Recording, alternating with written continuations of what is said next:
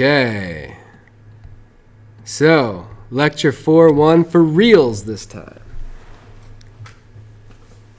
Or for keeps, or something. For something. Lecture 4.1 for something this time. Yeah, do it. Yeah. Do it for Pierre. That's right. Do it for Pierre. Pierre, our old buddy. So, lecture 4.1. Just such gravitas and sense of style. Lecture 4.1, populations, samples, and machine learning. Here we go. An experiment's population is a complete collection of objects that we would like to study. These objects can be people, machines, processes, or anything else we would like to understand experimentally. Of course, we typically can't measure all of the population. Instead, we take a subset of the population, called a sample, and infer the characteristics of the entire population from this sample.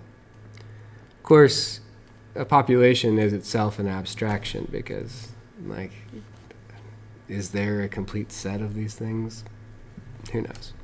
However, this inference that the sample is somehow representative of the population assumes the sample size is sufficiently large and that the sampling is random. This means selection of the sample should be such that no one group within a population are systematically over or underrepresented in the sample.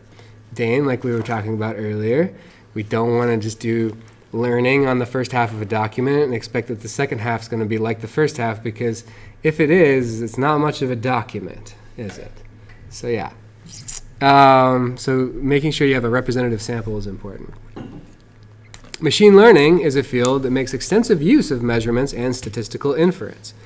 In it, an algorithm is trained by exposure to sample data, which is called a training set.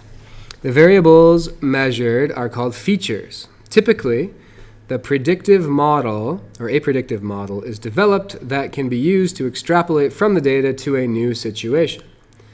The methods of statistical analysis we introduce in this chapter are the foundation of most machine learning methods. My own personal favorite of the applications of statistics.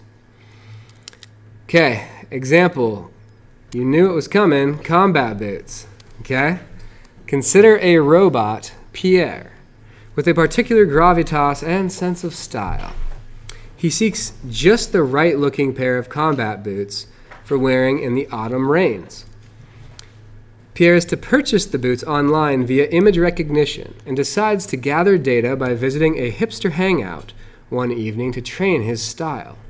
Hipsters, of course, being known for their sense of style.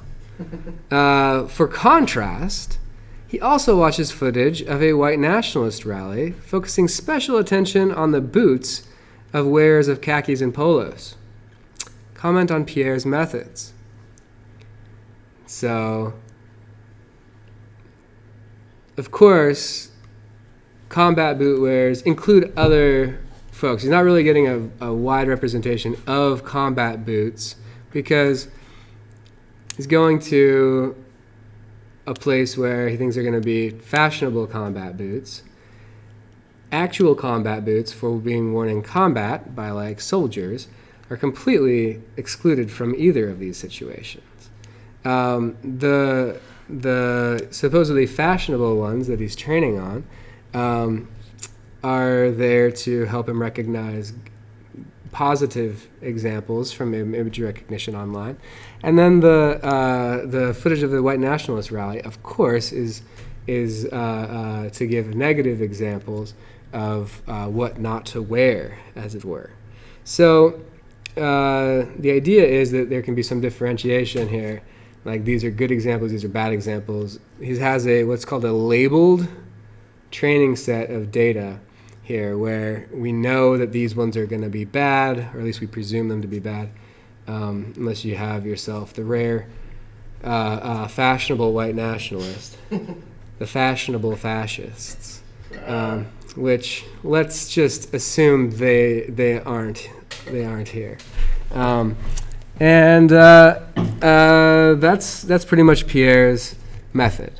So I think it's a pretty reasonable method, but of course, if you're going to have Pierre want to recognize what a combat boot is in general, he's missing a bunch of training in parts of the combat boot population, right? He's only really looking at specific types. So, okay. So that was sort of the Pierre robot combat boot. Fun example. Yeah. All right. The end.